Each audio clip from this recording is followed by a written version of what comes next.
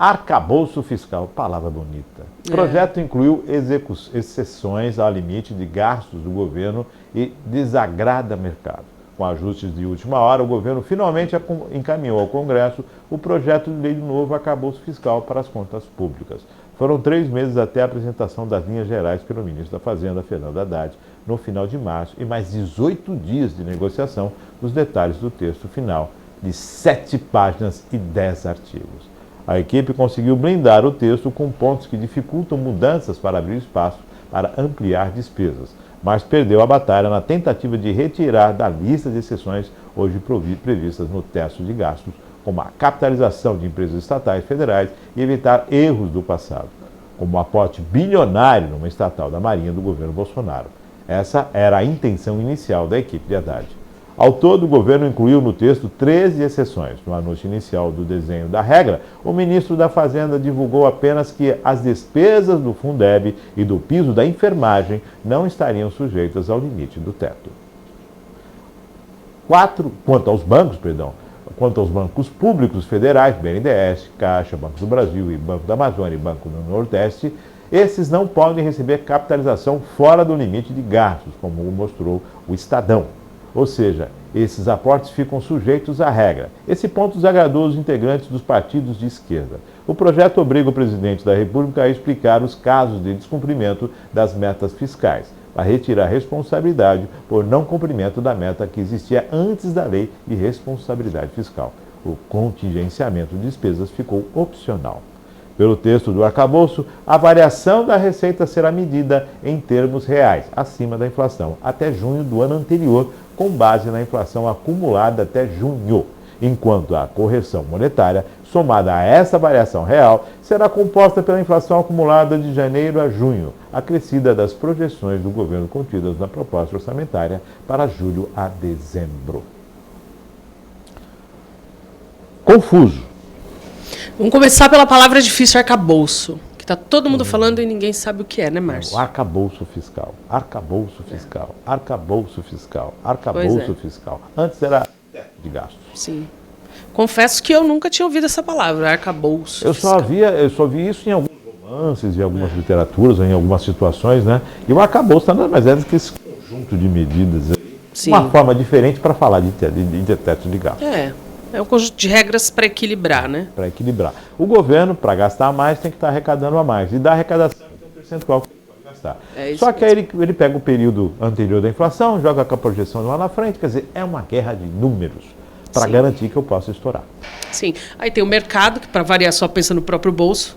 Porque você não vê o mercado quando o pobre está passando fome, quando está comendo lixo, que foi o que aconteceu nos últimos anos. A população entrando dentro de um caminhão de lixo de carne, que ia ser destruído para comer, para fazer sopa de osso. Aí você não vê o mercado reagindo, né? O mercado só reage quando mexe no bolso dele.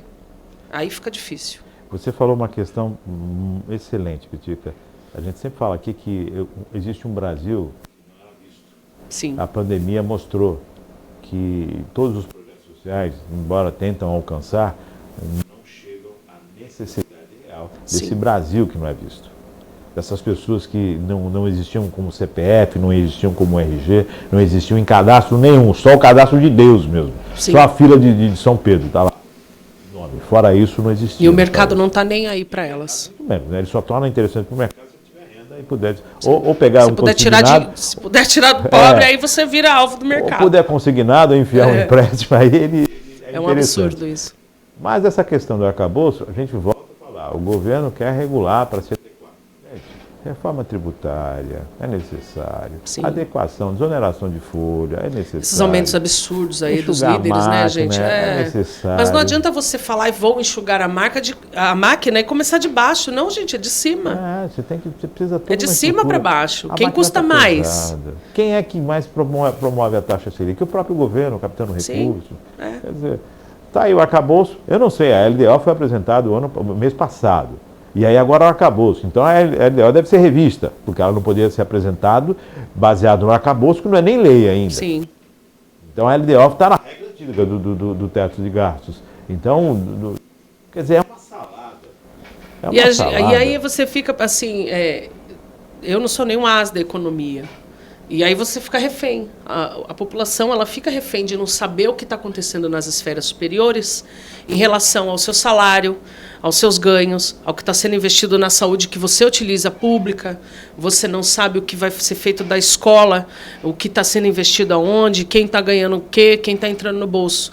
A gente que não está aí nas esferas superiores, a gente fica vítima desse monte de palavra difícil, Perfeito. desse monte de ação de quem comanda, né?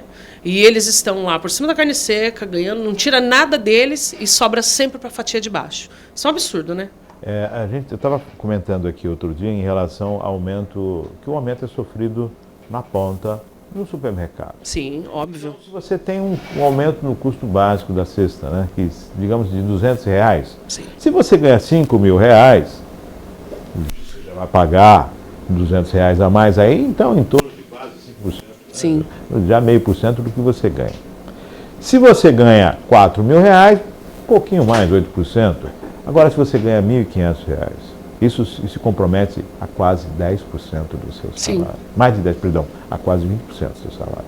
Márcio, nós tivemos aí a Semana Santa e eu comentei com o André, nós fomos nas peixarias, né, na feira.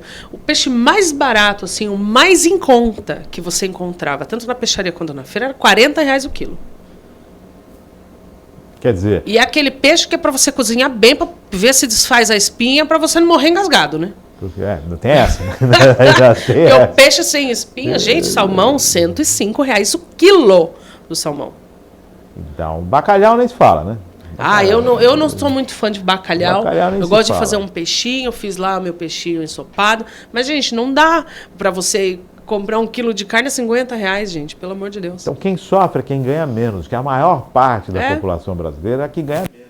A base da pirâmide está ganhando um salário mínimo. E é quem mais contribui, Márcio, é quem faz a roda girar. Então, quando o leite sai de R$4,50 para R$8, óbvio que está lascado. É isso mesmo. Parece que só a gente porque quem está lá em cima tem a própria vaca, né? Boa. 10 e 15, vamos para a próxima.